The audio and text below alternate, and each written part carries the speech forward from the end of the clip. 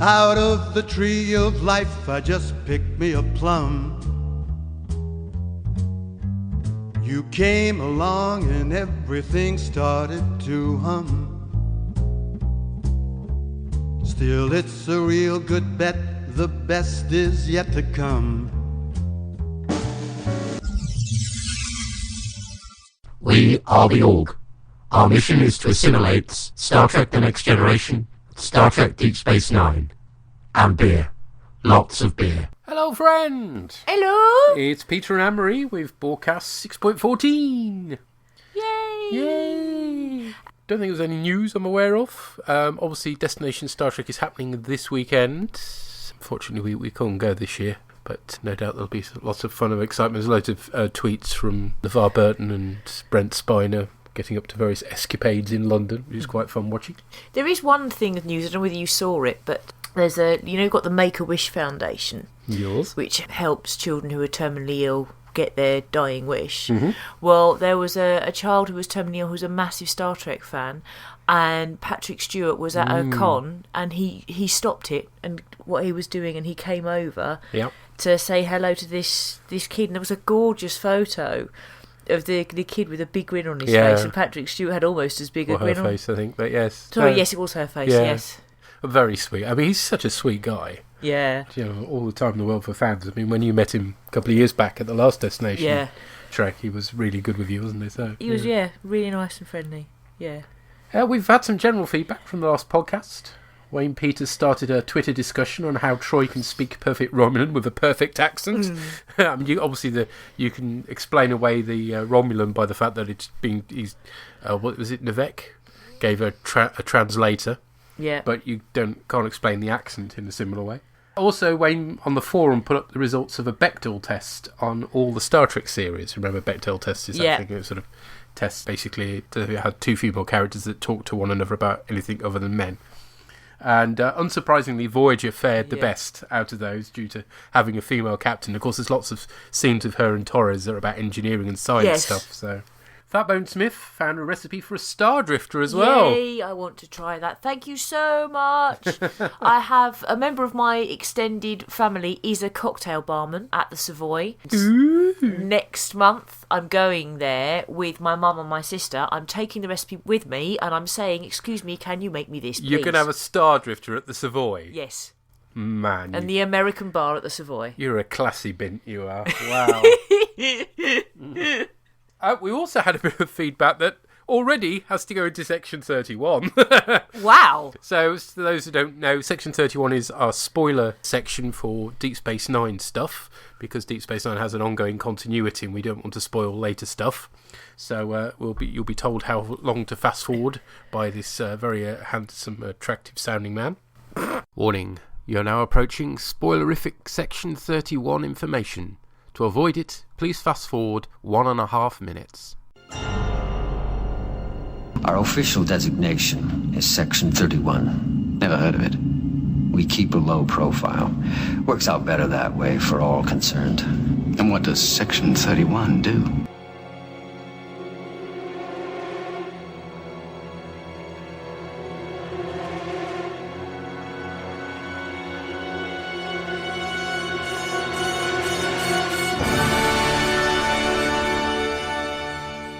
So, Ravenmore on Tumblr remarked on the battle line scene where Kira finds out Ducat's opinion of her. Yeah. Is it the teaser, is it, of that one, I think? Yes. And she comes out spitting chips because the report says that she was nobody of great importance. Well, apparently the prequel novels, the Terek Nor novels, gave a reason for this scene. You'll remember later on we find out that Ducat had a thing with Kira's mum. Yep. Yeah. And apparently he'd promised Maru on her deathbed that he'd watch out for her daughter. And one of the ways he did this was by minimising Kira's role in the Resistance in the official records. He didn't think the Resistance was worth much, and it's not like they could possibly win, so in the long run it didn't matter what was in Kira's file. What happened is that officially Kira wasn't worth following, detaining and or interrogating, which made it really, really easy for her to do things like sabotage and blowing up things. So thank you for that, Ravenmore, very helpful. Yeah, thank you.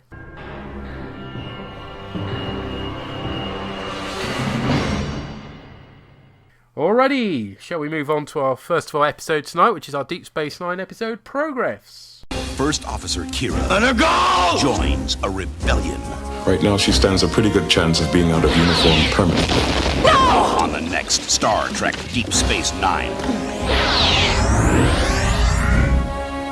An okay trailer. It's not exactly a massive rebellion she joins, but they're bigging it up slightly there. But No, and it's very short. I've had to source them from a different place because there was basically both sets of trailers, both DS9 and Next Gen, were all up on a particular YouTube channel, which has now been closed down, unfortunately. Bizarre, isn't it? Because, I mean, these are trailers, so why would you copyright a trailer that's advertising something? But apparently it's a problem. So I found this elsewhere, so it may be a short version, I don't know. Okay, no, fair enough. It's just it struck me as being short compared to even the previous DS9 ones. Anywho, the episode opens with Nog and Jake playing cards. Yeah, it's a bit worrying, isn't it? The initial shot with people playing cards, you think, oh no, not this series as well. And then you realise it's Jog and Nake. Yes. So that's okay. They're becoming our go-to B-plot guys, aren't they? Yeah. I've forgotten just how much they're in the first series. Because if you're not a fan of them, don't worry, because actually you don't see quite so much of them later on. No, you don't, actually. For various reasons, which we won't go into. But they are in it a lot in the first series. Yeah. I like them, so I'm quite happy. Yeah. There are times when they can be annoying. I don't find them annoying all the time, and I didn't find them annoying in this story. So you overhear Quark going on about how he's got 5,000 ravages of yamok sauce and he doesn't know what to do with it. It's our first mention of yamok sauce. This will be a recurring thing. So, now is that the stuff that's made of snails? I can't remember what it's made of now, but it's like gloopy syrup, isn't it? Or is that canar it's made of snails? I shall look into it while you carry on. Okay. Basically, it's a Cardassian order, but nobody other than Cardassians drink this stuff, so Quark's really cross with Romford for not cancelling the order, and I have no idea how much 5,000 ravages is, but I think you're supposed to realise it's a hell of a lot. Yes. But Nog, who Quark can't see, because where they're playing cards is kind of underneath some stairs, says he's got a tingling in the lobes, and that means opportunity. And I wondered whether this was the first time you have opportunity linked to tingling in the lobes, or not. I can confirm we don't know what yamok sauce is made of. According to Memory Alpha, anyway. Apparently, it's later on we find it's very tasty with asparagus and sand bees, but we never actually find out what it's made of. Okay. I don't know where I got the idea it was made from snails then. Sorry. Then we have the A-plot. And there's a Bajoran minister on the station, and they're talking about how they're going to be tapping the molten core of the 5th Bajoran moon to provide an energy source to power thousands of homes. And Kira says they have to go and do another check.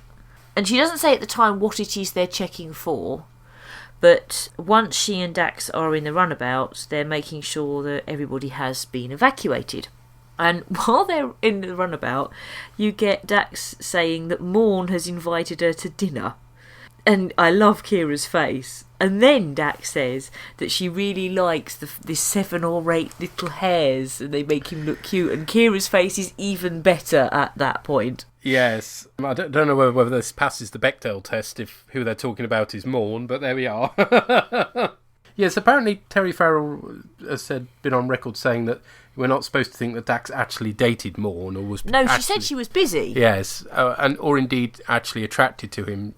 The way she read it was that she was winding Kira up and sort of pointing out that she was a bit shallow when it comes to men. We'll find out that Dax dates much stranger-looking beings than Morn, but that will come later. Yeah, and in terms of the Bechdel test, Morn is male. I know, but does he really count? I'm not sure. I don't know what he's endowed with. No, we don't think we find out. I don't think I want to know, actually, to be honest.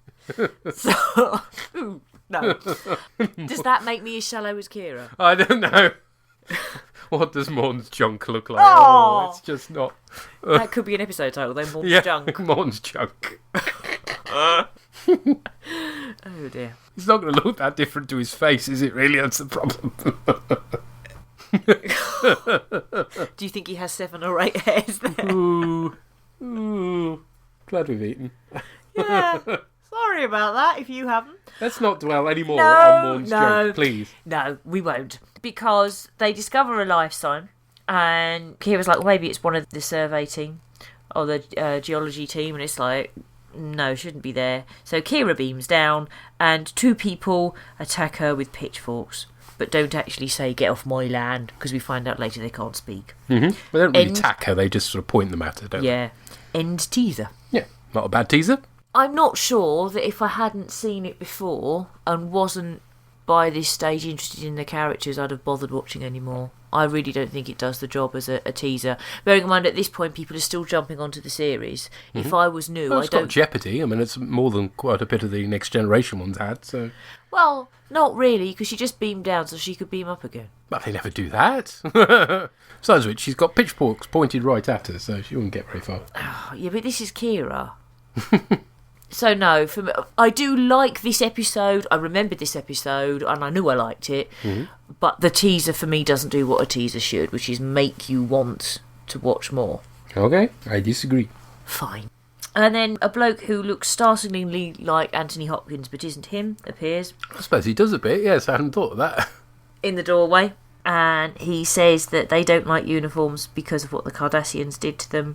The cottage set is really nice, isn't it? Yeah, it is. I mean, you can tell it's studio, but it's not really obvious. It's they've done a good job of putting enough greenery out to cover up the fact that it's the studio, and the actual cottage itself looks beautiful inside and out. I mean, it's lovely. It is really good. The door's particularly distinctive, isn't it? Yes, although I know that the shape is different, but it reminded me a bit of Bag End, although that was obviously that came after. Didn't it? This came first, but it did kind of remind me of Bag End.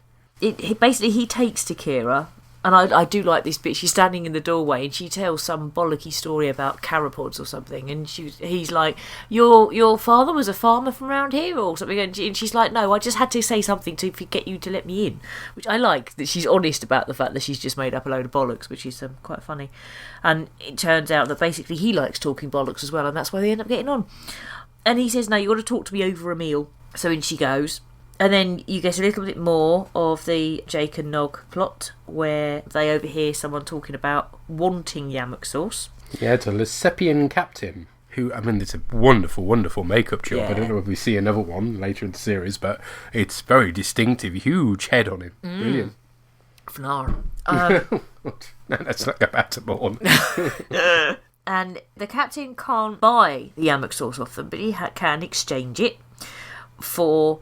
Now, I didn't write down the amount for this. Was it something like 100 gross? Something like that? Yeah, I can't remember, but yes. An awful lot of self-stealing stem bolts, which again mentioned for the first time in this episode, and that's a reoccurring phrase. The show producers really loved it, and so reused it a lot. Yeah. Back on the Fifth Moon, which does get a name, but I didn't write it down. Is it Gerardo? Not Anthony Hopkins. Keeps commenting on Kira's figure. It's Mullabok. He's not Anthony Hopkins. Keeps commenting on Kira's figure, and it was annoying me, it annoys her, and then she realises that he's doing it to wind her up so she'll go away. She starts trying to talk to him and say, look, you know, Bajor was my home, it'd be your home too. And he says, if I leave here I'll die, so I'd rather die here. Basically being a stubborn git. Then you get Quark telling Nog off for having his father's traits because he replaced a drink that got spilled without charging for it. But he then says, oh, where do I put such and such? Am I going to stack it on top of the yammock sauce? And he's like, oh, the yammock sauce. Don't talk to me about yammock sauce. And Nog's like, well, what do you want to do with it then? Shall I just get rid of it? And he's like, yeah, I don't care. Nog's like, brilliant, because now they've got access to the yammock sauce so they can give it to the freighter captain. And you get this really sweet bit where Quark then turns around to Nog and goes, you're a good boy, Nog. Yeah, he's really sweet. He's not completely mercenary. He does have some family feeling, which is quite nice. Yeah. Back in the cottage, not Anthony Hopkins, telling stupidly tall tales about him versus starvation that are just blatantly... Yeah, and his two, I don't know what you call them, the people he's sharing the home with, Beltram and Keena. Their face as he's telling these stories to Kira is just really amusing. It was like, he's off again. Yeah. And it's just like, oh, come on, I cannot believe that you prepared the soil by grinding minerals with your teeth and spitting it out. And he's got this thing about, you know, every time I started to feel hungry, I did my belt up another notch and then my stomach didn't know it was empty. But you can tell Kira doesn't believe a bloody word of it. It all feels very Wild West settler as well. It's sort of going back to the original concept of the show of being frontier stuff, so... Quite like the the fact that, here he staked his claim effectively, and there ain't no way he's going to be shifted off this land. Well, actually, it did remind me of, in the aftermath of, was it Hurricane Katrina, when there was all those flooding and the levees broke? Yeah. And there was parts of New Orleans that were just totally underwater and totally destroyed. And there were a very small number of people who were like, this is my home and I'm not leaving. Yeah. Even though the water was really polluted and they were going to get ill and nobody was rebuilding that area, it was all going to get abandoned. There wasn't anything there apart from basically a lake. He starts asking Kira about what things were like on Bajor, and she's talking about being in the Resistance because he says, you must have had lots of fun. And she's like, fun? No, it wasn't fun.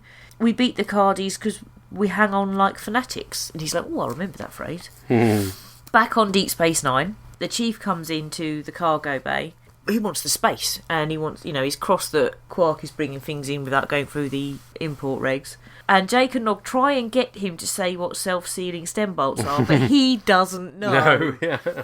And they don't know. It's a lovely scene, that one. It is. It's a really nice scene. I also love the fact the self-stealing stem bolt.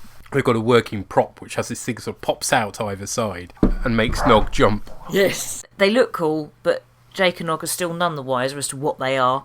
So they decide that the person that they need to contact is the person who originally ordered them but couldn't afford them, because if he ordered them, then he must know what they're for. And what they're going to do is they're going to offer to sell it back to him at a discount. Kira has come back from the cottage, and she's now on the station. And she walks into Sisko's office to speak to Minister Toral and to Sisko, and she tries to argue not Anthony Hopkins' case, but the minister comes back with, no, there is no other way. We discussed this, we decided against it, it's too long to wait, and basically says, you've got to do this or I'll find someone else to do it. Minister's a bit of a dick, isn't he? Yeah. I don't know whether ministers are going to become Deep Space Nine's admirals, if you see what I mean. Yes, does make you wonder. Yeah. So as a result of this, and I think because if they would get someone else to do the job because Kira can't, that person might not treat not Anthony Hopkins kindly. And so therefore Kira decides that, fine, she's going to go down. So she goes down with 2 security guys. Or are they just police officers? I'm not sure. They're wearing the Bajoran security outfits. They look like brick shit houses. She says something like, now remember, uniforms make them nervous. Well, don't beam down in uniform then, you idiots. And certainly don't bring 2 tough-looking guys. Oh, no. That was never going to go well, no. was it? And then they basically come back screaming like babies, he hit me, look, he stabbed me. He gave me a boo-boo. Yes. Oh. Because, they resisted arrest and one of them stabbed him. But because of what they went through with the Cardassians, they see a uniform, try to grab them. It's not their fault, it's the twat's fault. Back on the station, Nog is contacting the original owner of the self-sealing... No, it was the guy who originally wanted to buy this. Sorry, not the original owner, the original buyer of the self-sealing stem bolts. And I don't know, is he deliberately messing up the transmission so they can't see he looks young? I think so, that's the idea, because it's a video transmission, but they obviously don't want to give away the fact they're only 2 kids, so... And he says they're the No-J Consortium. But the guy can't buy the stem bolts because he's got no latinum. It doesn't matter how much Nog reduces the number of bars he's asking for, he's got no latinum. He says, but he can exchange it for a piece of land, which is 7 tessapates. And again, we're never told what a tessapate is, so we don't know whether that's 7 centimetres or it's the size of 7 planets. And Nog is not pleased with this because it's just dirt. And Jake's like, no, it's land. Yes, you'd think a Ferengi would know the value of land, actually. It's curious that he's got a bit of a blind spot here, isn't it? Yeah. But anyway, they do agree to the exchange because of Jake, really, who says that he can feel it as well. The whole tingling, or he doesn't have loads. Well, he does, I suppose, tiny dinky ones. But back on the planet, at Kira's request, Bashir beams down to treat not Anthony Hopkins. Meanwhile, the 2 whose names I'm afraid I've forgotten who can't speak have been beamed off to Bajor forcibly. Baltrim and Keena. Bashir uses some jargon about exactly where not Anthony Hopkins has taken this hit and how he's, quite ill with it and needs treatment. Goes to beam it back and it's like, no, I'm not moving. And he turns around to Kira and basically says, you numpty, I was unconscious. You could have beamed me off. And I can't help agreeing with him, actually. Yeah. You numpty, he was unconscious, why didn't you beam him off? Anyway, Bashir comes back and says, look, she's not leaving. She's down there with him, and Sisko is like, she's going to be throwing her career away. I'm going to tell Minister Turan that she's remained temporarily on Gerardo at your request. But, sir, that isn't true. Make it true, Doctor. Now, please. Commander, I'd advise that Major Kira remain on Gerardo for humanitarian reasons. How long? The next day or two. For the next day or two, sir. Thank you, Doctor. I will consider that request. Dismissed. And then Sisko's like, make it true. And it's a really nice sort of... Yeah, it's an interesting way of Sisko working, isn't it? He wants Bashir to give him permission, effectively, to hold back on the work that they're going to do on the moon. So he tells Bashir what he needs to say. Which is nice. And nice to see him saving Kira's career, actually. So it's another example of Sisko kind of bending the rules somewhat. Yes. He's not a by-the-book man by any means. No. But he hasn't broken them either. No. Sailing close to the wind. Mm-hmm. And then in the tradition that's now been established in the cottage of telling tall tales, Kira comes up with this tree story. Yes. This ugly tree that was really gnarled and its roots grew too deep and nothing could grow. She's stood by a window and the lighting in the scene is lovely. It's sort of a glow on her face. It's wonderful. Yeah. And you can tell that the guy knows that this is bollocks. But he turns around and says, I bet that tree had character. And she's like, yeah, it did. And he's like, so did you cut it down? And she's like, I haven't decided yet. And then, she starts sort of storming around and she doesn't know why she's there. She doesn't know what she's doing and she doesn't know why she's angry. And then Sisko beams down and he says that she's used to siding with the underdog, but she's got to accept she's on the other side now. Yeah. And it's hard. She's part of the authorities now, and it's a lovely scene. Sisko particularly is very good, but it's another scene where Nana Visitor's acting isn't quite as good as it might. Whenever she's called upon to look upset, I don't know, she doesn't quite sell it, does she? Well, I found that this was better than her crying. There was no noise. Yes. No, it was better than Battle Lines, but it still wasn't great. I don't know. I mean, it depends how long the camera's on her for. Because the fact that there are tears in her eyes is convincing, but you kind of get the impression that she's embarrassed by, as in character, she's embarrassed by the tears. And so therefore she'd be doing more to try and cover up. Yes, do you see what I mean? She lets herself get upset too easily for such a strong for character. The character. I think that's the issue, isn't it? Yeah. Having had that conversation, Sisko then beams up. Back on the station, Odo is asking Quark about the No-J consortium. And Quark's nose is really out of joint because he hasn't heard anything about this deal and he wants in, basically. Yeah. So. It turns out the piece of land is worth an awful lot because the Bajoran government wants to make a reclamation plant and they need 4 pieces of land. 3 of the 4 owners have agreed to sell, but they have no means of contacting the No-J. Yes. And Jake and Nog can hear this and they now know that the land has value. And after Odo's gone, Nog appears and says, Uncle, and he's like, not now, Uncle, not now. It's important. And then he says, I have a business proposition for you. It will only cost you 5 bars of gold pressed platinum. And Quark looks and he sort of gestures with his finger between Jake and Nog. And he's worked it out. It out, yes. It's a great bit of acting from my arm and Schumer, yeah, isn't it? It is, it's great. And then you have this kind of odd scene on the planet where Kira comes out and helps not Anthony Hopkins finish his kiln. Then she blows up his kiln. And then she sets fire to the cottage. Yep, for his own good. I mean, the fact that the cottage catches fire so easily, blooming heck. I mean, it's a wonder they weren't burnt down long ago. She takes the flame across and suddenly the whole ceiling is on fire. It's like, whoa. Well, you can see big wooden beams and that's what she lights. And it did look quite wooden inside. Yes, it's all wood, but you'd think they'd treat it so it wouldn't catch fire quite so easily, but there we go. Oh, well. So then they beam away and basically he's just like, I said I'd die here, I can't go to Bajor, and she's just like, yes you can, you do have a life. I'm saving your life, you're coming with me. Mm-hmm. It is a moving scene, it's just a bit odd that she helps him finish the kiln and then blows it up. Yeah. That's slightly... Well, it's kind of her making the point, you're done here, basically. Yes. Yeah. But then the episode ends. Mm-hmm.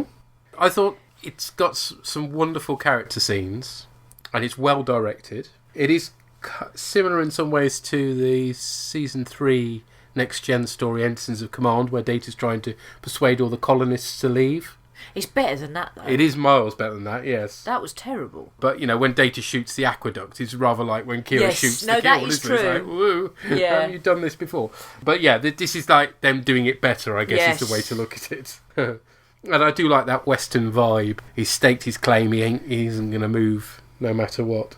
I like his character. I think it's an incredibly well-written character because it would be so easy to that's just... the interesting thing about this. Originally, the writer intended Mullerbock to be a much tougher character. He wrote it to make him tough, but the performance was kind of lovable. Yes, lovable, but still stubborn. And Nana Visitor plays off that. And, she puts her hand on him when he's asleep and stuff like that. And that was never supposed to be in the episode. He was supposed to be unlovable all the way through. And all the dialogue, if you listen to the dialogue, actually, it is. But he plays it with a twinkle in his eye, basically. I think, though, if it had been played as the writer's original intention, it would have been a lot harsher episode. I think it actually turned out better than he intended. The thing is, if he was that stubborn, she wouldn't have warmed to him, wouldn't have understood his plight so much, and so it would have been over an awful lot easier. Because he'd have just gone, fuck you, set fire to his house and beamed him up. I think he would have argued that the point was that despite his unlovableness, she saw herself in him, and therefore would have naturally sided with him, rather than siding with him because he was a sympathetic character. She was going to side with him because he was the underdog, and that. But ultimately, I think it works a lot better this way. The point is, if it had been played as it was written, you'd have no sympathy for him at the end. Whereas it's quite a poignant moment when she sets fire to his house. And you feel like actually he's not going to last very long. Probably right when he beams out, he's probably just going to fade away. Yeah, no, I really like not Anthony Hopkins' performance. What's his name, by the way? Played by somebody called Brian Keefe. Well, Brian Keefe is a very good actor. Yeah, I mean, sadly, he committed suicide not long after the story. Oh, no. He'd lost a relative, and then he found out he'd got terminal cancer. Oh, so it was all very tragic, really. Yeah, poor guy. But obviously a very good actor. Yeah. Should we find out what other people think of this episode? Yes. Now, we have a lot of feedback. Yay! So, we'll hear first of all from Sampo. Hello, Orgs! A nice episode, this one. It was a pleasant one to watch. Let's start with the B-plot. Jake and Nog do a nice bit of comedy, if you can ignore the fact they would have no problems if they at any point used Space Google to find out what the things they were buying were. Yeah. That's a good point. But it was a fun little subplot. They plot is, of course, dominated by the great character of Mullerbock. He's sympathetic but stubborn, and again Deep Space Nine presents us with a case where there is no perfect solution. Because it's not Next Generation, it's clear from the start the story will not end up with Mullerbock being allowed to live on the moon. Yeah. Or indeed, with him sort of leaving happily either. Yes. I think Cisco says it best. His fate was sealed the moment Bajor decided to use the moon for energy, but somehow Kira's stubbornness makes the viewer think there might still be a sort of happy ending. Speaking of Kira, Nana Visitor actually does quite a nice bit of acting in this episode. She's clearly a conflicted character at this point, not a freedom fighter anymore, but instead working for the government. She plays off this inner conflict quite nicely, forced to come face to face with the fact of the Mullerbock situation. The ending, while not especially happy, is maybe the better alternative compared to being forcibly transported off the moon. Mullerbock has come to terms with reality, as does Kira. It at least left me emotionally satisfied. Actually, now I think about it, we never actually saw them leave the moon, but it's so heavily implied they both left, maybe it's not a disambiguation that needs dwelling on. I guess they just didn't have the budget for the transporter effect in this episode. No, I think actually they ended it on the more touching scene, that you didn't need to see them beam off. I really like this one, and can't think of anything else to say, so until next time, bye! Bye, Sampo! Bye, Sampo! Thank you! Okay, and then we've got some feedback from Owen. And Owen writes, it's either hello again or hello for the first time, and I've got the episodes the wrong way round. He says, I wasn't expecting to do both feedbacks, but I watched Progress on the way into work and I couldn't resist. If I've got them the wrong way round, then please don't hunt me down and trap me in a room with 500 moths. I don't like moths. Okay. Okay. We'll keep the moths on hold. Our cat eats moths. You can borrow our cat if you want. And Owen continues, what an awesome episode.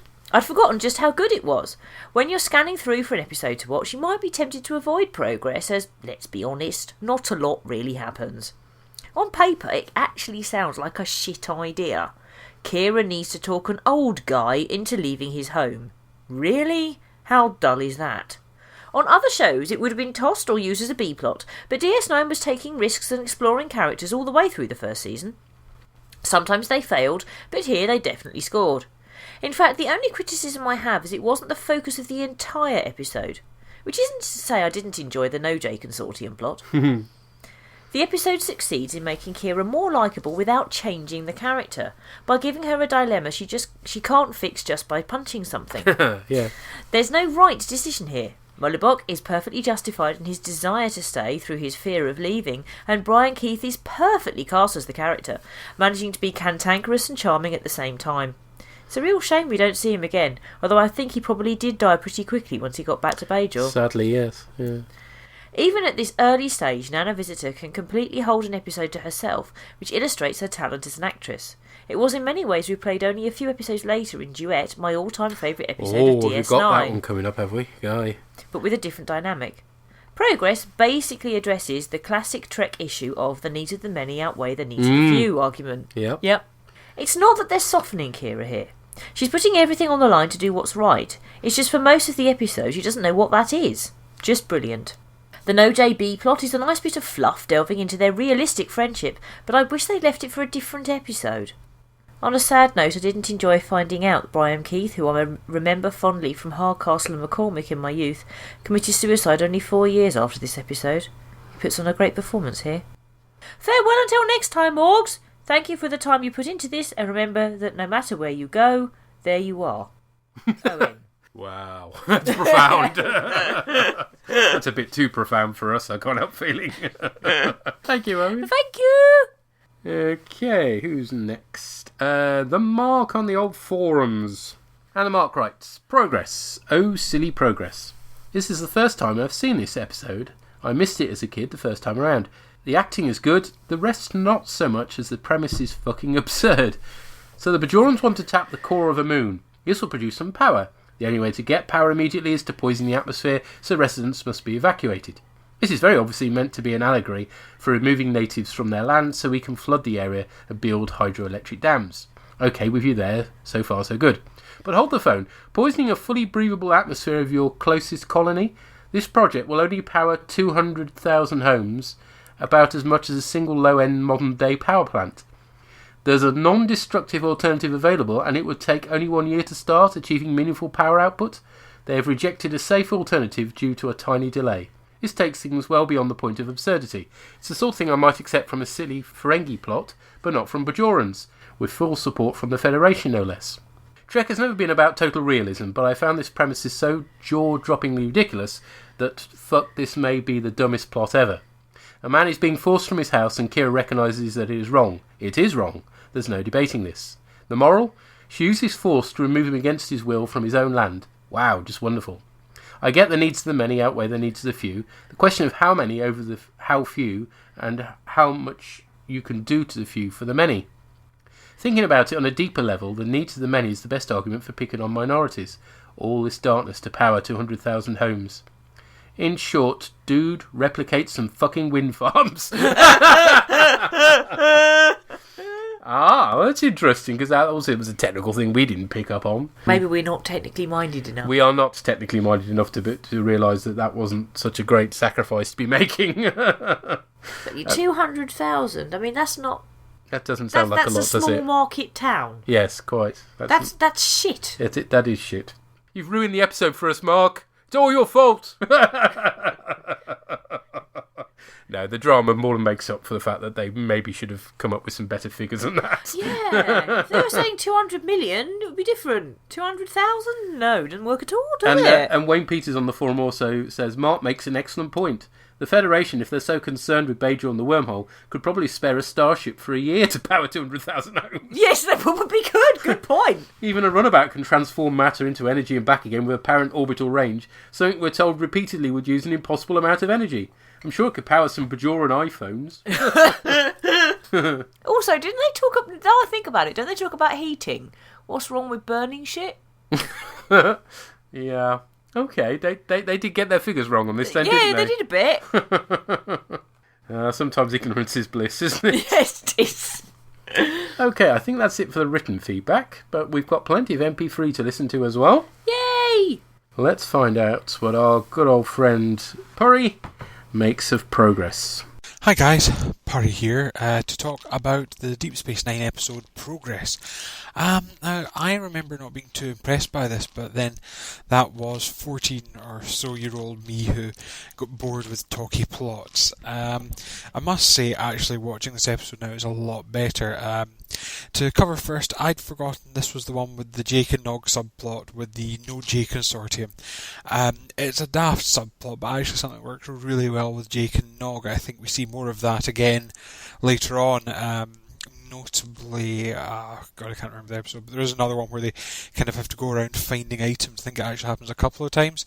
They even replicate this mission sort of in a wee side mission in Star Trek Online, where you got to trade yam exhaust for Sten bolts, for etc, etc.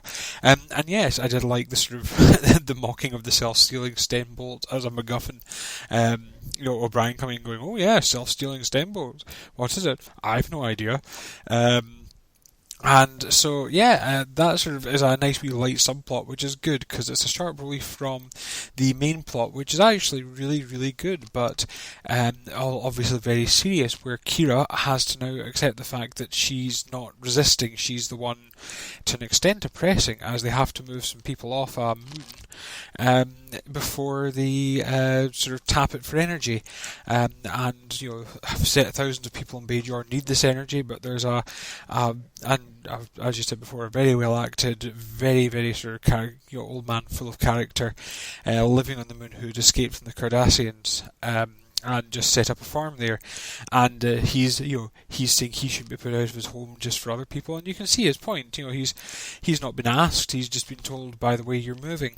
And yes, you can kind of see where his annoyance comes in, but also where yes, you can't let one person stand in the way of helping many hundreds of thousands of others. And yes, it is actually quite good for Kira's character to see her have to develop from constantly resisting authority to actually realising that in some ways she is authority. And indeed her solution at the end, when she does accept he's still being stubborn, she's built the kiln, she thought it would be a symbolic thing, but he eventually says that while the house stands, he'll stand, so she burns down his house.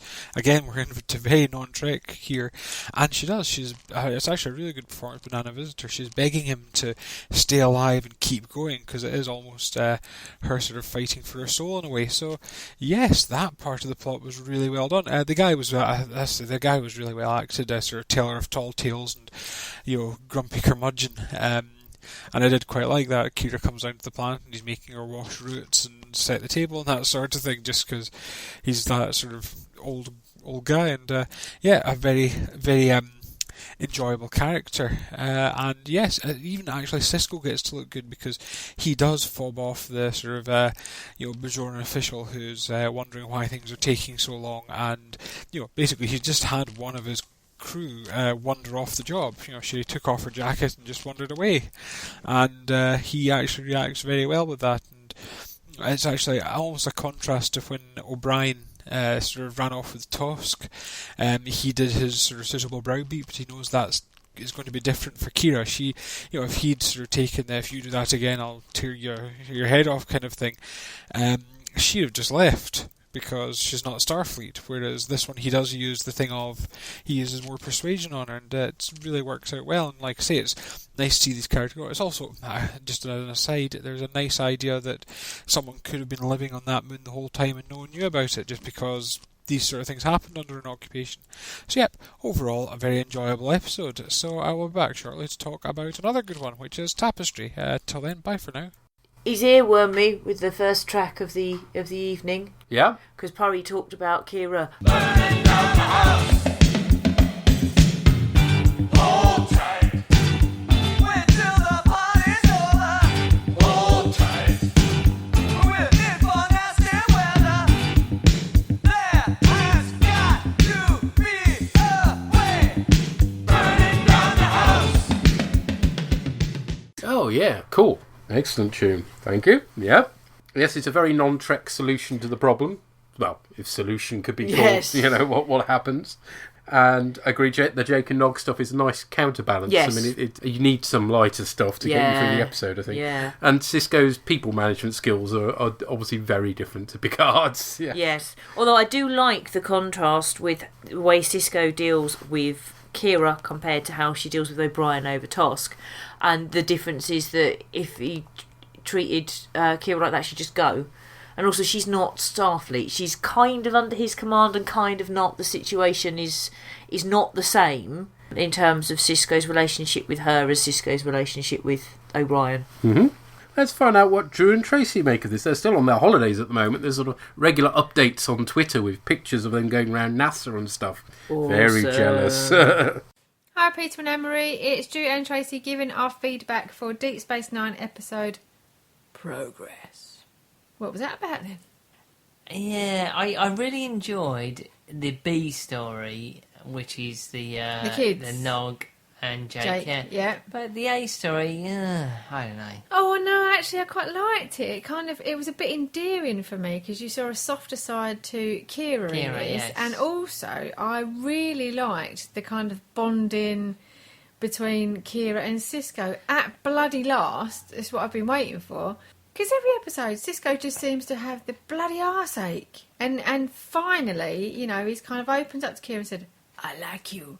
Yes. And that was nice. I liked that. I thought more than that. I think the bonding between you and Sisko. You was going... I was holding my hand. I love him. I thought there was tears in your eyes at there one was point. Actually. I was welling up when he was doing the heart-to-heart with Kira. Every time I watch Next Generation, you're like, oh, Picard's the man. Oh. This is the first week you've been like, Sisko's the man.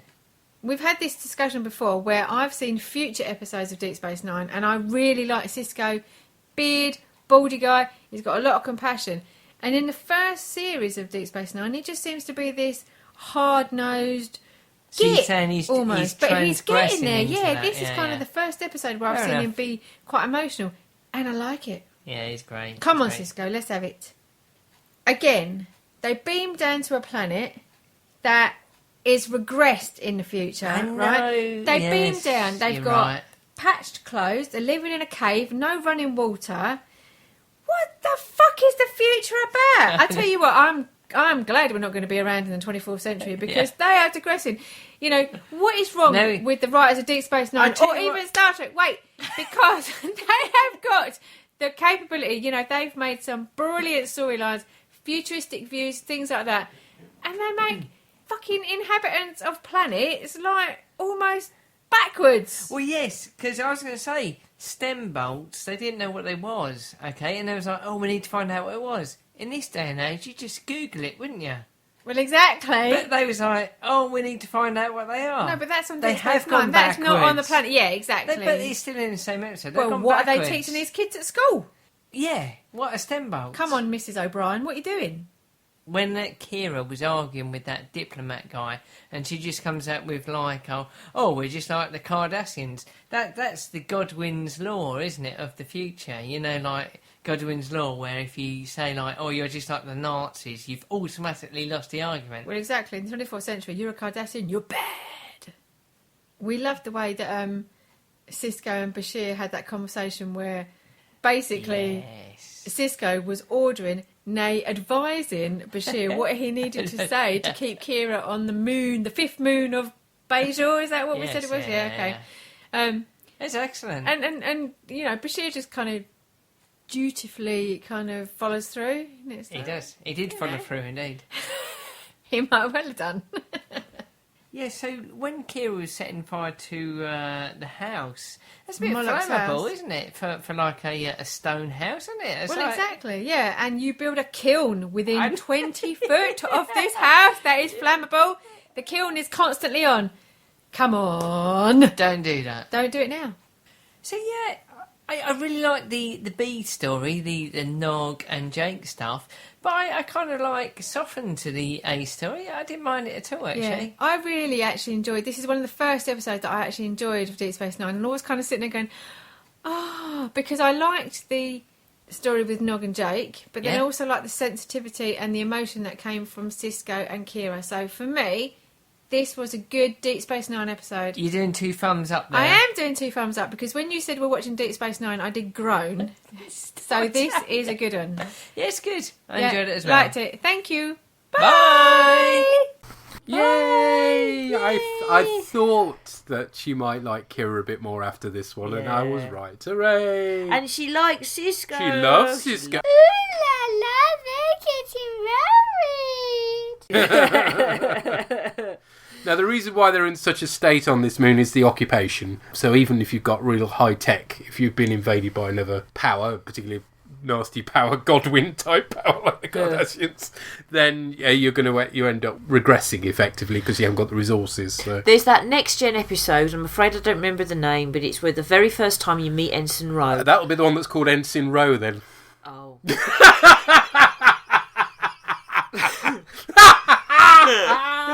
How crap of all the titles to forget.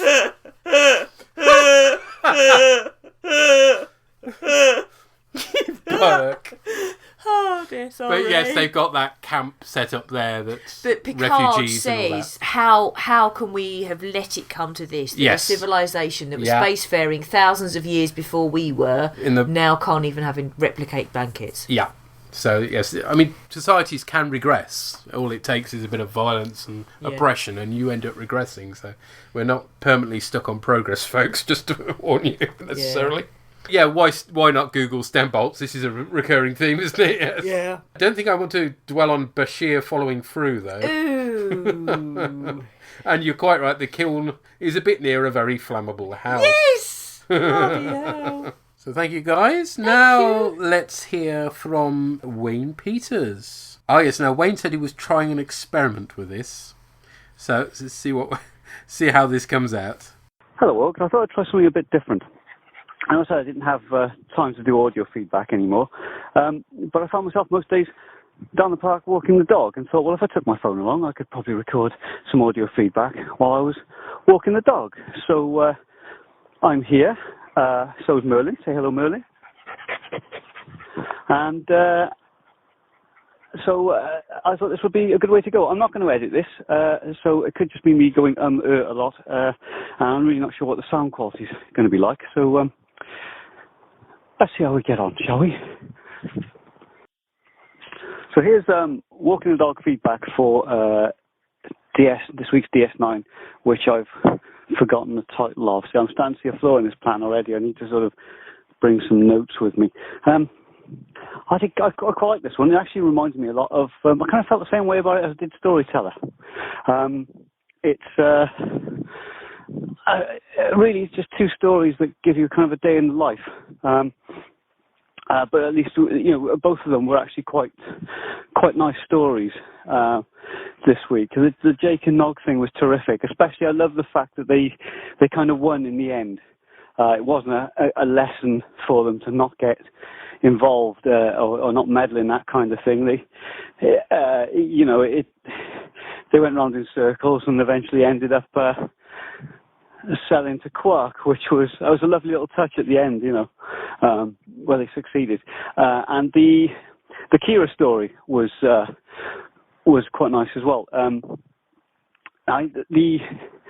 The old fella was... So I recognise the actor, actually. He usually plays, I think, sheriffs and military general types and salt-of-the-earth farmer types. So I couldn't tell you where I've seen him, but I have seen him in other things. I quite like him. I think he managed to keep... that character likeable. Those sorts of characters often can be quite annoying, really just sort of obnoxious and annoying and likeable. And I think he managed to be kind of curmudgeonly and sort of complicating the situation for Kira, but still retain a certain amount of sympathy, I think. And I liked him, and I like the fact that it sort of gave Kira a glimpse that, or a sense that if she wasn't careful, she would become what she hates. And that was quite nice. Like I say, it didn't do anything epic or sprawling,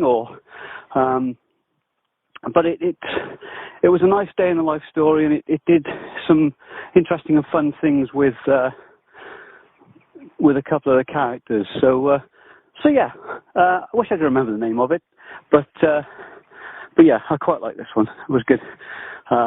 So that's all for me for now. Love you, bye. Oh, hello, Merlin. Hello, Merlin. Oh, he sounds adorable. You'll have to tell us what sort of a dog he is. That was brilliant. Thank you for that. Yeah, thank you. And I agree. There are similarities with storytelling, particularly for me the fact that was looking at one sort of very sort of backward Bajoran society, and this is another backward Bajoran society, but for a rather different reason. This isn't an isolated village, but actually people who have been isolated specifically because of the conflict with the Cardassians. I agree that it's good that Jake and Nog are successful, and this is not a get told off. For meddling, but they succeed. They get some respect from Quark as well, don't they? Which is nice. I like that. Yeah, and Mullerball, is brilliant. He really does make the episode, doesn't he? Yes, definitely. Okay, we also heard from Shane and Darren from the Oh No You Didn't podcast. Oh No You Didn't podcast. You've always got a much better memory for podcast names than I do. Well done. Well, you remember the episode names like Ensign Rowe. Rowe, yes. It's about Ensign Rowe that I forgot. Hello, Peter and Anne-Marie. Hello there, it's Shane and Darren here again. Yep, your favourite annoyances. Definitely.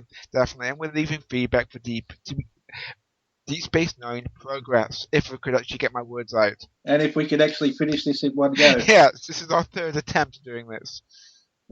Okay, so I went first last time, so Shane, how did you feel about this episode? I enjoyed it, actually. I have to be honest with you, I completely forgot about this episode until I started to rewatch it, and I thought to myself, "Oh my god, not this!" Then I watched it, and I thought it was really good. The only thing I didn't like it seemed to end too quickly. Yes, I tend to agree with that. But Nana Bissett plays a conflicted character very well, I think. She certainly does. I like this. I like that subplot as well. But again, that ended too quickly as well. Yeah, but they finally realised Aaron Eisenberg's worth investing in as an actor. There's a little bit of strange trivia with this episode. Out of the two mute residents on the moon, the lady actually got her start at the same time as Brent Spiner from TNG because she played his wife on Night Court. They played a couple of hillbillies that were constantly in trouble for being born losers. Oh, I've seen a couple of those. My note for that actually is they're extras. They don't speak. They need to get paid if they want to speak. That's correct. Which was kind of a waste because she really has awesome comic timing, so they could have done a lot with her. Yeah. Anything else? I mean, I love the scene with Commander Sisko and Julian Bashir. Yep. About halfway through the episode when Julian says something along the lines of, "Well, it's a both-faced lie. Well, make it true." I really enjoyed this one. Shane, you said you enjoyed it? I really did. As I said, it seemed to end too quickly. There's a lot more story to be told, and it never did.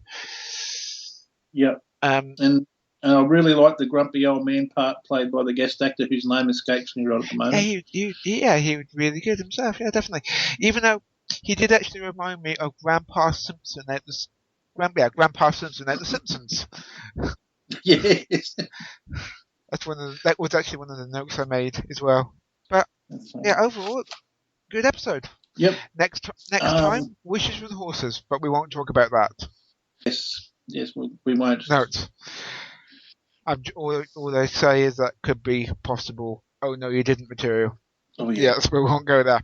And also, before we go, Peter Pemmica Jensen.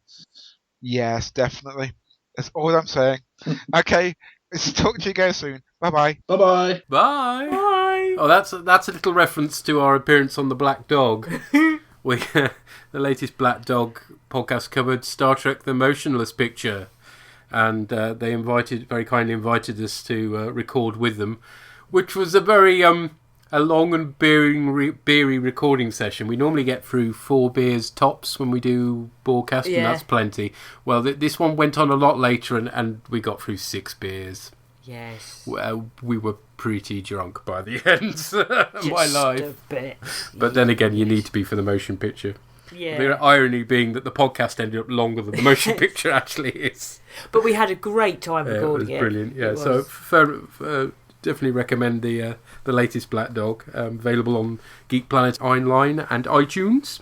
But back to Shane and Darren's feedback. Interesting that amongst several who remembered not liking this but then revisited it and enjoyed it. And you're right, Aaron Eisenberg is very good in this. Yes. I mean, he's a really, really good actor, actually. It doesn't necessarily get so much to do, but he's very good. Yes. And I love the idea of Muller-Bock as Grandpa Simpson.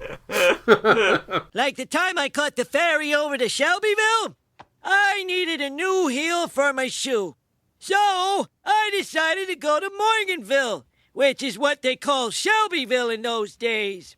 So I tied an onion to my belt, which was the style at the time. Now, to take the ferry cost a nickel, and in those days, nickels had pictures of bumblebees on them. Give me 5 B's for a quarter, you'd say.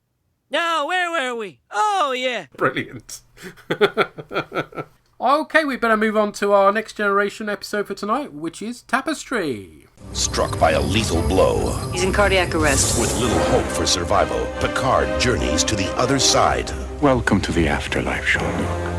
You're dead. Now Q offers him man's ultimate desire to change his own destiny. But will he alter the past to stay alive? I gave you something most mortals never experience. Or die on the operating table next time on Star Trek The Next Generation. Okay, our episode opens with several injured crew members being beamed onto the Enterprise, including Picard, who's apparently going into cardiac arrest. Apparently there was an attack at a conference by a bunch of people called Lunarians that we never find out anymore. No, they never mention again. It was a bit of a shame. I mean, they could have used a race they'd already used, but there we are. For some stupid reason, both Picard and Riker were in the away team, which I thought wasn't supposed to happen, but never mind. The captain is slipping away and finds himself in a sort of encounter... Oh, did you just say they were at a conference? Yeah, it's a wonder they weren't kidnapped by Romulans, really, isn't it? They must have missed that one on their timetable. Were the Lunarians an intermediary working for the Romulans? I don't know. Anyway, the captain is slipping away and then finds himself in a emissary-style wipeout effect. Which made me wonder, are we supposed to think that the wormhole aliens of the Q are somehow related? Again, you're putting far too much into the ideas of the writers. I'm sure they weren't thinking that at all, but there we go. Okay. A white-robed figure approaches. This is getting needlessly messianic. It's Q, who welcomes him to the afterlife. Picard dying, let's face it, is a pretty good teaser. Yes. But then after the teaser, Q claims to be God, which is a wonderful line. Yes. Picard refutes this on the basis the universe is not so badly designed. Yeah. We see an image of Picard's father, who basically says, "Told you you'd meet a sticky end joining Starfleet." And then lots of other voices are heard, apparently people who've died through Picard's choices. I thought that was a nice touch, actually. Couldn't tell you where, but I'm sure I've read somewhere of, like in literature, if you see what I mean, of that being hell. That you hear all the voices of the people that you've hurt and that you've killed. Ooh. Does Picard have any regrets, Q asks, such as ending up with the artificial heart that contributed to his death? And then we see the younger Picard fighting 2 Nausicaans, getting stabbed in the back through the heart, and him laughing, and all that matches the story told in Samaritan's Snare back in Season 2, so a nice bit of continuity, except, as we later find out, whereas he told Wesley originally that the reason for the fight was that Picard had basically insulted Nausicaans. Actually, there's rather more to it than that. We get our first look at the Nausicaans, who are a kind of a sort of predatorish looking alien, I always think, but it's a nice effect, and they'll come back quite a bit both in Next Generation and Deep Space Nine. Generally, the Nausicaans look good, but the one in the emissary style white background is wearing marigolds. Oh, right. I hadn't noticed. I don't know why. I don't know why Q suddenly beamed him away from his washing up. Yeah. But the others aren't. When you see them all later on, they're not. But this it's a lighting effect. But basically, it's seriously, his hands are yellow. It seriously looked like he's wearing marigolds.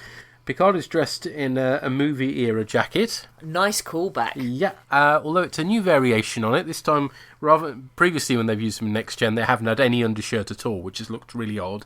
Now they kind of have T-shirts in the right colours.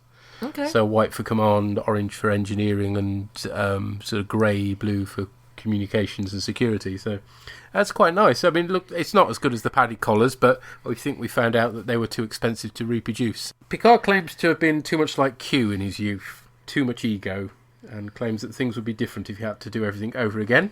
So Q gives him that opportunity. And we jump to Picard getting slapped in the face by a woman with two friends of his in uniform applauding. We have Corvan Zweller, played by Ned Vaughan, who apparently was in Hunt for Red October. Okay. And Marta Batinides, I don't quite know how you pronounce that surname, she mentions it herself at one point, who's played by somebody called JC Brandy, the JC standing for Justin Chelsea. Guess where she was born? Yes, she's a Brit. Just in Chelsea. Uh-huh. Anyway, she went on to appear in CSI, Halloween 6, and is also a guitarist. It's yet another musician appearing in Next Generation, in an all-female rock band called Lowball, whom I'd never heard of, and having looked them up on YouTube, really aren't my cup of green tea.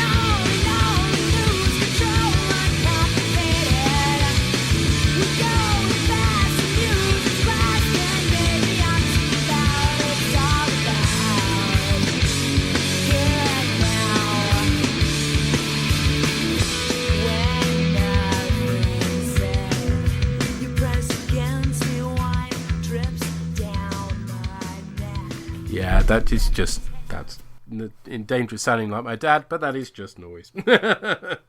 Q appears in a modern captain's uniform, as in sort of Next Generation, so it's a bit odd. Apparently everyone else sees Picard as he was, but that's just convenient so that Patrick Stewart doesn't end up sitting out the whole episode. That would be a bit weird. Q is giving him a second chance. Picard frets about altering the timeline, but Q informs him that he's really not that important. So I like that, because so many episodes of time travel things, it's like you can't step on anything, you can't do anything. And I like the idea that, you know what, actually, it doesn't have a significant effect on anything, you're just fine, carry on. Yeah. I like that.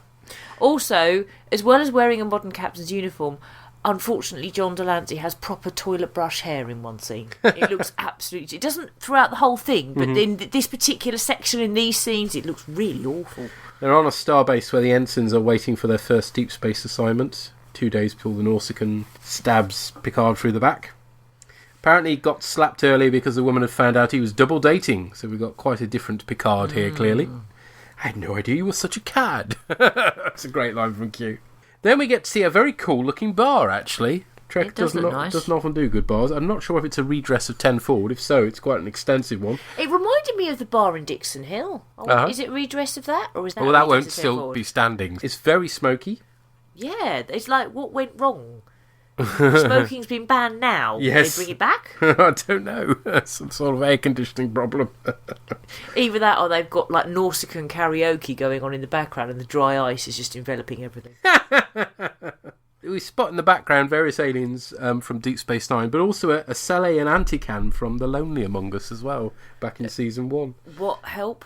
One's a dog-like looking thing and the other one's a lizard-like looking thing. But since you haven't watched Season 1 in a long while, you won't remember what they look like, but believe me, they're not that impressive. Is that the one that looked a little bit like a goldfish? I think he's one of the Deep Space Nine ones. Oh, okay. The date doesn't go well, because Picard is clearly a different person to the one who originally asked her out. And he gets drink splashed on him, basically. Well, he describes her as handsome. She's like, I'm not an old lady. Yeah. Anyway, Q turns up as the barkeep with a terrible pun because she's called Penny, and he says, "Penny for your thoughts." Oh. Tish. Yes, but it's a nice performance from Delancey all the way through. He's got a nice balance between the humour and threatening, actually. Yeah. It's quite good. Corvan is playing space snooker. It's Domjots, which will be mentioned again on Deep Space Nine. No, it's... there is a form of billiards, the name of which I can't remember, but it involves these things called mushrooms. That's what Domjot is based on. Oh, right. Anyway, that sort of thing's a bit of a cliche with lots of holes and things pinging off and stuff. It's this pinball with a cue, isn't it? Really? Yeah. Everyone goes for that Kirk thing of wearing their uniform partly undone. The little catch bit. Everybody has it undone for most of it. Don't know what that's all about. It can't be that much more comfortable, but anyway. Yeah, what do you do it... I don't know. That's a bit...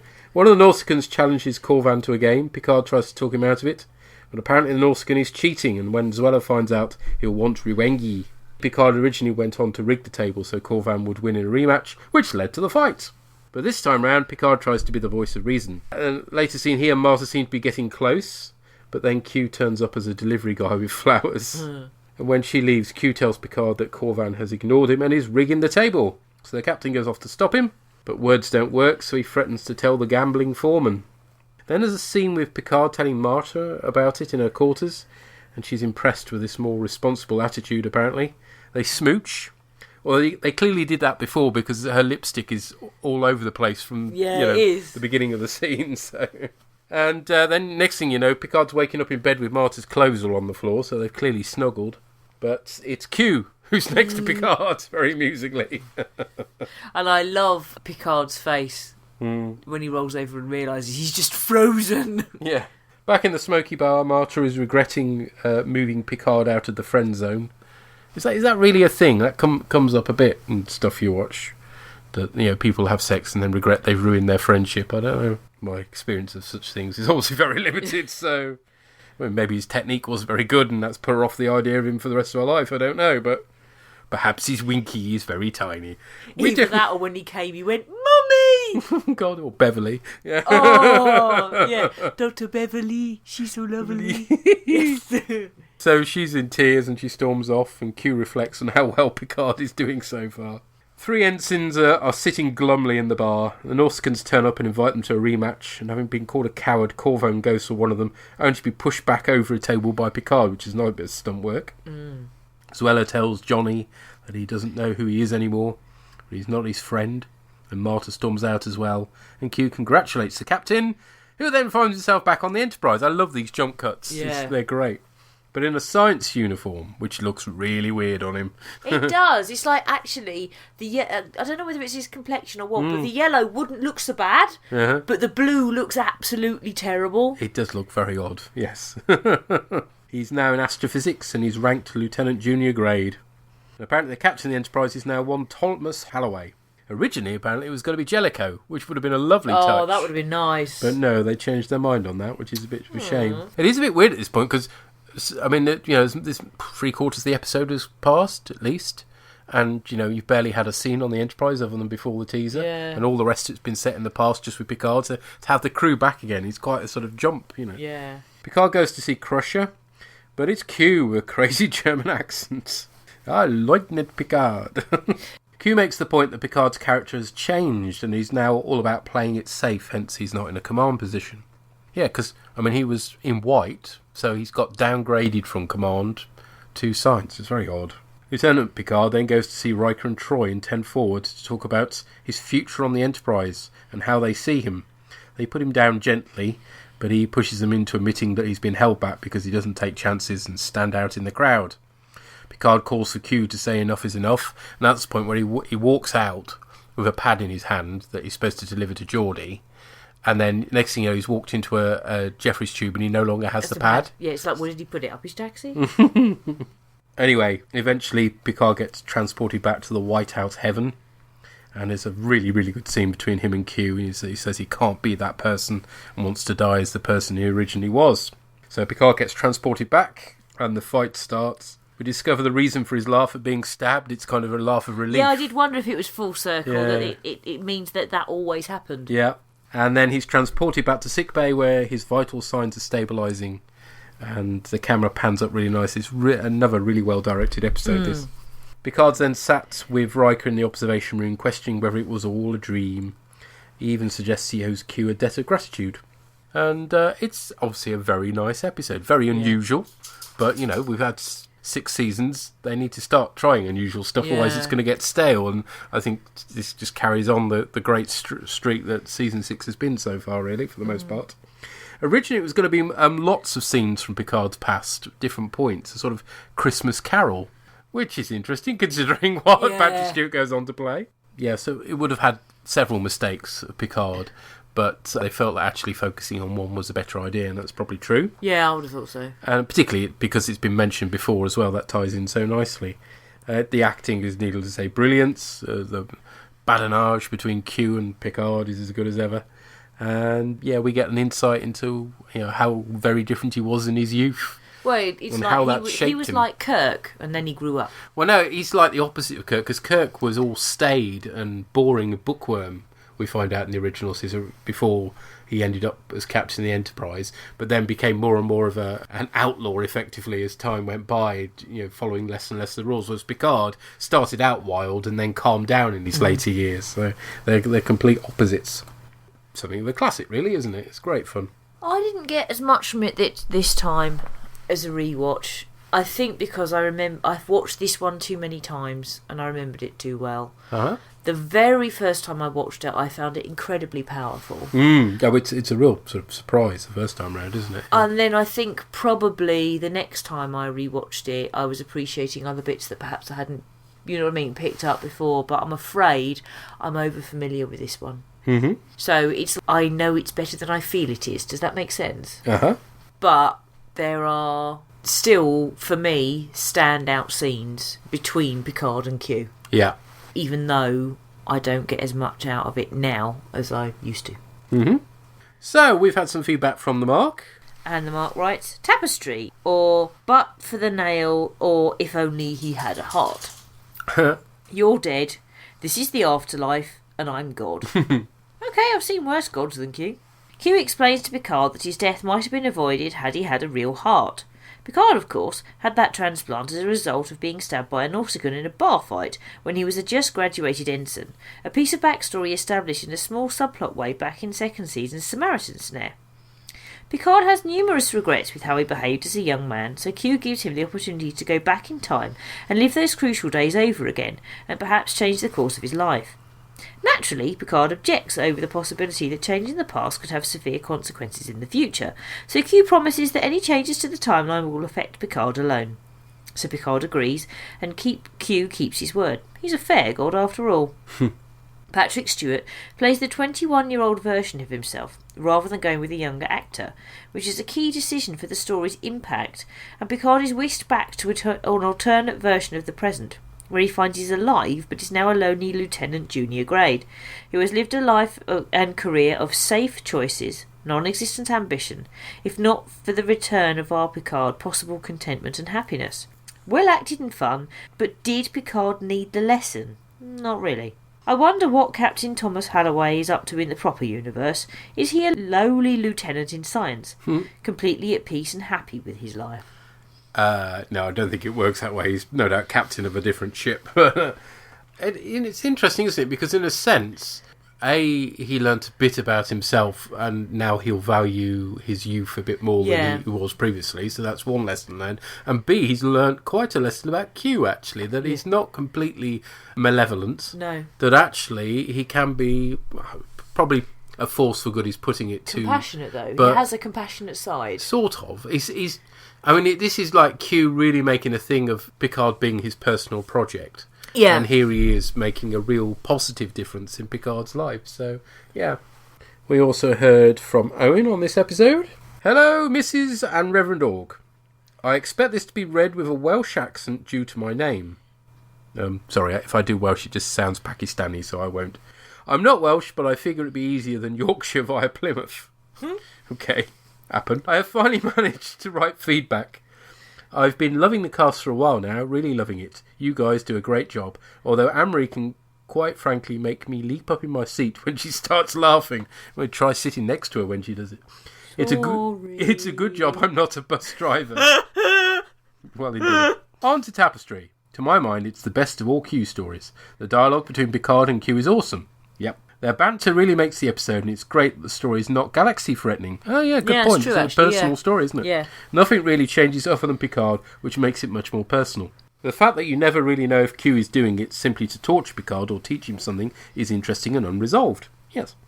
This is, for John Luck Pickard, as life-changing as the Inner Light. Ooh, yes, that's a nice comparison. Yeah. It confirms his life and choices as well as being pretty darn funny. On to a few observations. Penny has fucking huge hair. She's going to go on to be at the con. Yeah, probably. Her head looks like a mushroom. It really was distracting. I kept expecting Mario to bounce off her head during the scene.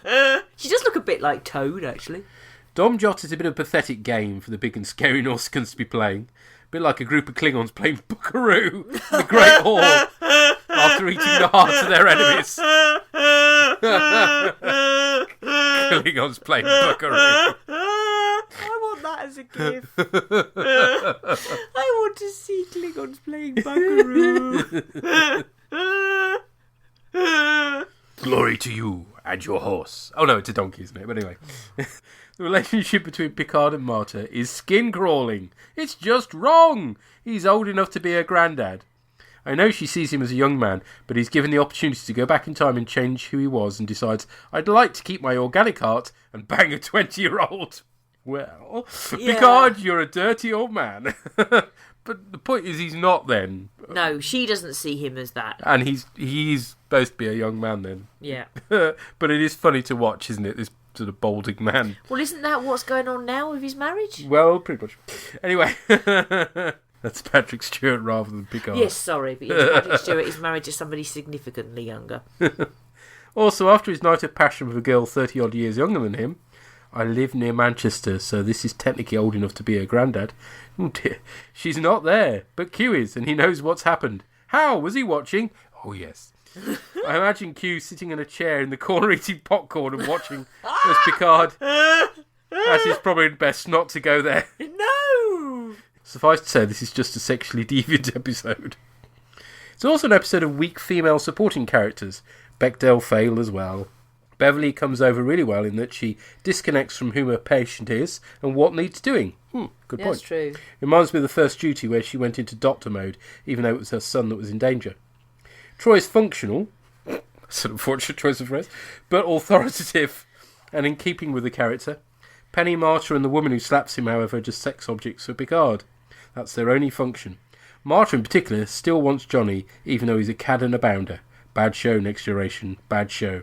Yeah, I mean, I just can't get my head around that thing that, that whole thing of we were friends, then we had sex, and now I'm confused business. Anyway, if you weren't sure about it, why have sex with him? Bizarre. Other than that, it's great. A really enjoyable episode that's fun and actually has meaning for Picard, even though it's on a small scale for the Federation, if not for Picard. It has meaning about negative events having positive results, so I can't knock it. As I said, I'm loving what you do and enjoying every moment. Thank you for what you're doing and keep on trekking. Much love, Owen. Thank you. Thank you, Owen. You made us do a laugh. Yeah. Sorry if I made you jump out your skin again. Okay. We have more from Wayne Peters and what was his dog's name? Was it Merlin? Was it Merlin? I think it was Merlin. I've forgotten the dog's name already. The shame. So here's my walking the dog feedback for Tapestry. I'm not sure what to make of this one, really. It's a lot like Face of the Enemy. It is a good episode. I think its parts are excellent, but the some, like Face of the Enemy, I find a bit forgettable, really. The most striking thing being the impaling, which struck me as quite violent and bloody for what was sort of a tea time science fiction show. I'm not aware that the BBC censored that particularly, but it was quite gruesome. I think the biggest sticking point for me on this one is I don't believe that Johnny Picard was ever really a roister doister. He was that was much more Captain Kirk's remit, really. I think Jean-Luc is more dyed in the wool bookworm. Of the three of the cadets we saw there, he would definitely be the Hermione Granger character, I think. So I just find that really hard to swallow. I think he became captain from the fact that he was intelligent and sensible and didn't go rushing in and punching first and asking questions later, like Jim Kirk did. So I just find it a bit difficult to take that particular aspect of Picard's history. Other than that, it's an interesting character piece. I never really enjoyed the Q episodes. I always found them annoying. I did start liking him when they started using him as more comic relief. But aside from that, I always just found him really annoying, as I do most sort of foes that are almost sort of unbeatable or implacable, as it were. I much prefer a tangible enemy like the Klingons. So that was that. He was quite funny in his Q. When he wakes up in bed next to him, and also munching on the celery stick and touches like that were quite funny. I didn't really understand what point Q was trying to make. The lesson he was seemed to be trying to teach Picard was to not regret the brashness of one's youth, and Picard never struck me as particularly regretting it in the first place. So I don't really know what Q's point was. But as I say, a memorable episode. As I say, I think the stabbing is probably the only really memorable thing about it. Other than that, it's okay. It was okay. I think that's probably the best thing I can say about it. I didn't hate it, didn't love it. The Nausicaa masks were rubbish. Other than that, it's okay. And I think I've run out of words now, so I'll stop there. Love you, bye. Love you, bye. Love you, bye. Yeah, all right. So I quite like the Nausicaa masks. I must admit, I thought they were quite good, quite unusual for Next Generation, certainly. I think the whole idea is that he got basically his boisterousness out of his system when he was younger, and then became more staid and sensible and stuff later on in life, which again is the reverse of Kirk, who started out staid and then became more boisterous as time went by. Well, I thought that what Q says at the end, the having been through the stabbing, it changed Picard. Yeah. Made him value life. Yeah. So, on the one hand, he became more sensible and less of a cad, I suppose. Mm. But on the other hand, he valued his life and therefore still took chances. Yeah, made the most of his life. Yes, he made the most of his life, but stopped being silly, I suppose. Yes, yeah. So it made him grow up. Yeah. But it made him take chances when they were given to him. And you do get that with people. I mean, it's not just made up for Trek. You have people who had very outrageous childhoods who then later on become a lot more sort of peaceful and calm. Sometimes people just have to get it out of their system, and Picard was one of those, I think. Yeah. But you're right about the stabbing being pretty bloody. I must admit, I don't remember it being that bloody the first time I saw it. Maybe the BBC did censor it. I bet they did, actually. That's not the sort of thing they generally showed at tea time, was it? So. No. It's interesting you ask whether or not Picard regretted his past. In this episode, he says he doesn't. But in Samaritan Snare, when he's talking to Wesley, it does sound as though he does. He felt he was stupid, yes. I mean, he feels like that at the beginning of the episode as well. But later on, he realises that actually that formed part of his character and enabled him to learn that lesson. So thank you. The dog walking feedback really works for me. I love that. Thank you, sir. Thank you, Merlin. Let's find out what Drew and Tracy made of this one. Hello, Peter and Emery. This is our feedback for Star Trek Next Generation episode Tapestry.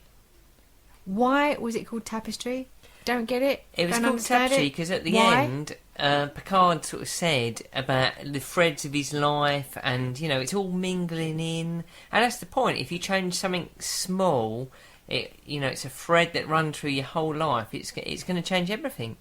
That's rubbish. I don't get it. No, It's don't like not it. rubbish. No, it is. That's a stupid title. In the opening credits, why did Q... I did get pissed off when I realised it was Q, but why the fuck did he look like Liberace? He did look a little bit like It was like, I'm God.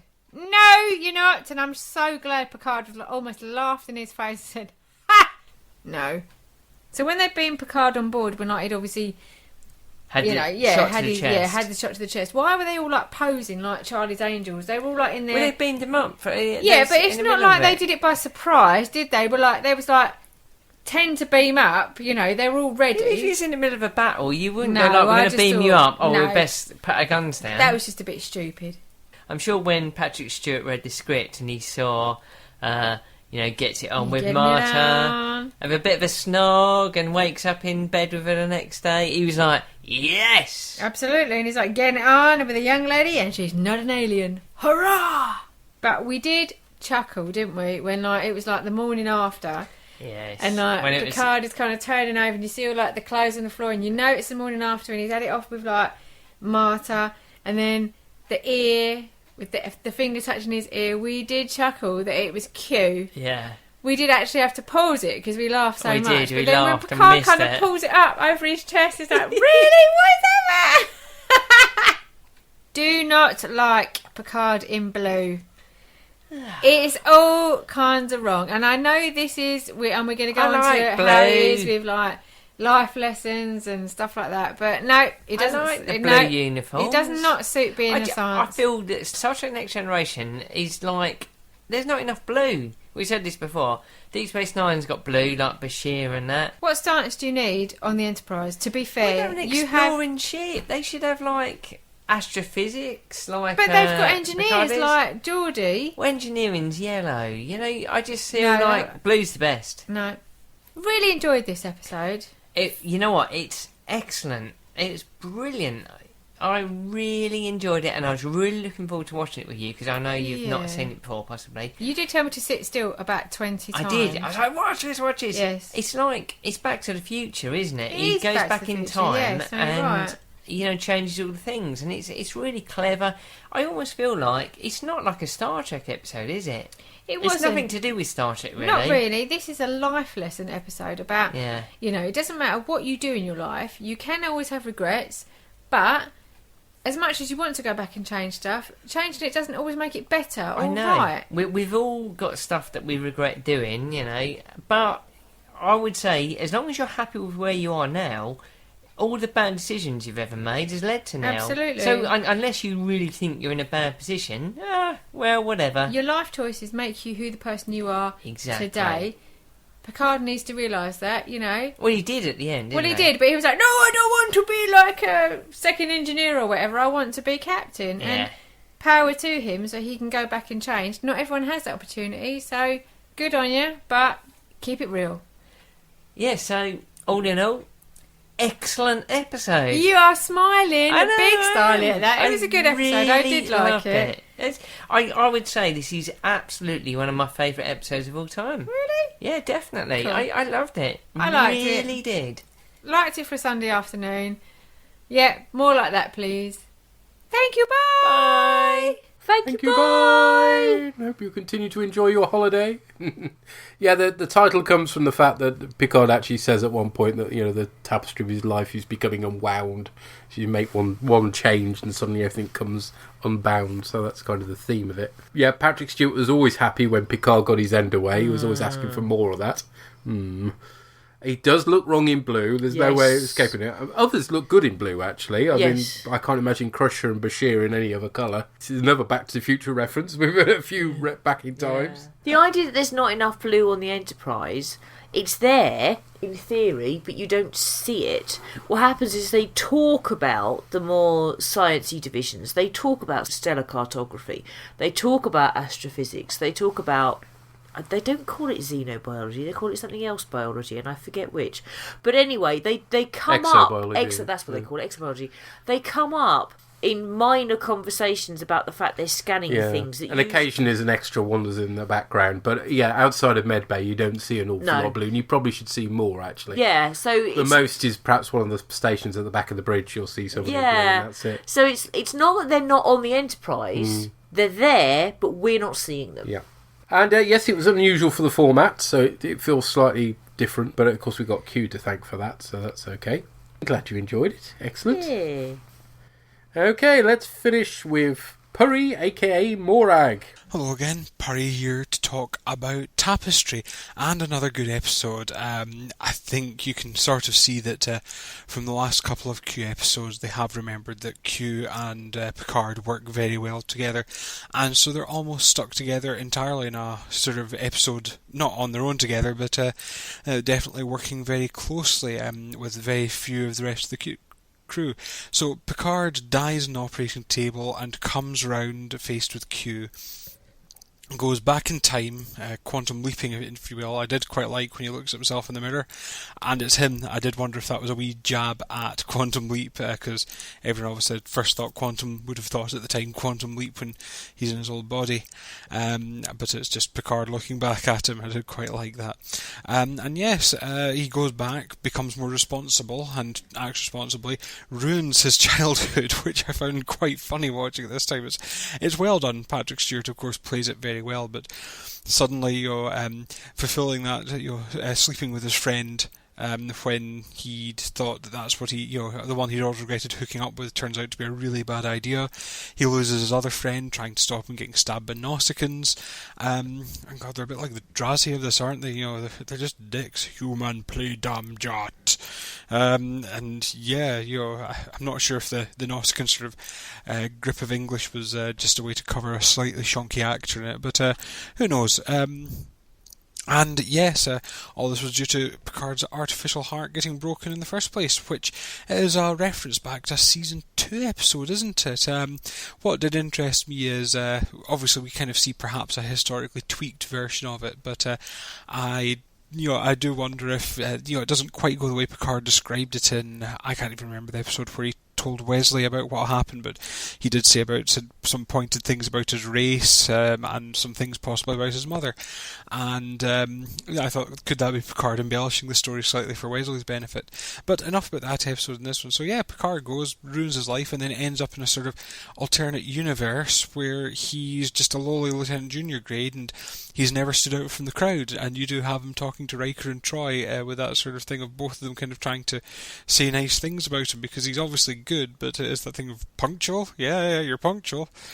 And the way Q sort of mocks him for it, basically. I have to wonder, the one thing that does bother me about this episode, aside from Picard sort of at the end pointing out why the episode's called Tapestry, which I found a bit weird, just at the end he says, the little frayed bits, but when I undo them, the tapestry of my life. You see, that's why we called the episode Tapestry. And I thought, is this just Q trolling Picard? Did Picard, yes, he was sort of unconscious in the operating table, and did Q, in his sort of all-seeing thing, decide this would be a good time to muck about with Picard's mind? It seems to fit, because while Q can do sort of things that are simulations and can do things that are real, we see in Q Who, he does literally punt them across the universe, but you do wonder in this, and he did say in even Cupid that the simulation was entirely real and any jeopardy was real, but you have to get a feeling in this that no, he was just having a laugh with Picard, appearing and pretending to be God, which did lead to the great line was, I refuse to believe you're God, the universe is not that badly designed. Some really good lines there. And yeah, I honestly think in this one it's just Picard's unconscious in the operating table and Q trolls him for like basically an hour, a few days, and shows him a life he could have had which is really rubbish. So it's almost a bit of an It's a Wonderful Life as well. But yes, overall just enjoyable stuff. And we do get to see the sort of variant in the movie uniforms again. So although there is part of me that then goes, I wonder when they did change over to the next gen style uniforms, but that's for another day, obviously. So it just remains for me to say, do keep up the good work. It's a very good podcast, and I will join you for the next couple of episodes. Until then, bye for now. Bye, Purry. Thank you, sir. I love the idea of the Nausicaans being the Drazis of Next Generation. Yeah. It's a Babylon 5 reference. Speaking of which, JJ and Matt are coming to the end of their Babylon 5 rewatch on the Babylon Project, which is another Geek Planet Online podcast well worth checking out. It's becoming very emotional. Yeah. Also like the Quantum Leap reference as well, Purry. Yeah, that's excellent. And particularly since they almost did that with Face of the Enemy, if you remember. It was going to be 3 of the crew leaping into Romulans, but still looking like they normally do. So. Yeah. Yeah, no, it's an unusual but very good episode, and far better than Cupid. Don't mention Cupid. Mm-hmm. It's interesting you asked when did they change the uniforms, because I've often wondered, because they don't just go for a different style. They change what colour represents what. Yes. So whenever they did change the uniform, didn't everybody go around being confused for a while? There would have been a bit of a confusion, yes. Hey, there we go. So that's our episodes for this time. Next time, we'll be recording on Thursday the 16th of October. And we'll be covering 2 Next Generation episodes. It's another 2-parter, although they do involve Deep Space Nine as well. Ooh. Because we have Birthright, parts 1 and 2, with part 1 partly being set on Deep Space Nine. From what I remember, it's a very, very strange 2-parter that actually feels like 2 separate episodes. But we shall see, as it's been a long time since I've seen this one. But it'll be our first opportunity to see Deep Space Nine in high def on Blu-ray. Oh yeah, on the so Blu-ray, that'll be interesting. all shiny. It definitely features Bashir. I'm not sure if any of the other Deep Space Nine characters appear, but there's quite a bit of Bashir and Data. But it's very odd from what I remember. So we shall see whether this, because we've had quite a few good two-parters of late. This one might be a downturn, but we shall see. Yeah. Thank you to everybody who contributed. Thank you. Always much appreciated. And we'll catch you next time for Birthright Parts 1 and 2. Cheery bye. Bye. Watch out. You might get what you're after. Cool babies. Strange but not a stranger. I'm an ordinary guy. Burning down the house. The bOrgCast is brought to you by the lovely people at GeekPlanetOnline.com. All music referenced is for illustrative purposes only, and no copyright infringement is intended. To contact us, you can use the forums at GeekPlanetOnline.com. Visit our Tumblr site at bOrgCast.tumblr.com, where you'll find images accompanying the episodes discussed in this cast. Send email messages or MP3s to bOrgCast at GeekPlanetOnline.com. Or you can contact us via Twitter on rev_org or bOrgCastAmmo. #bOrgCast.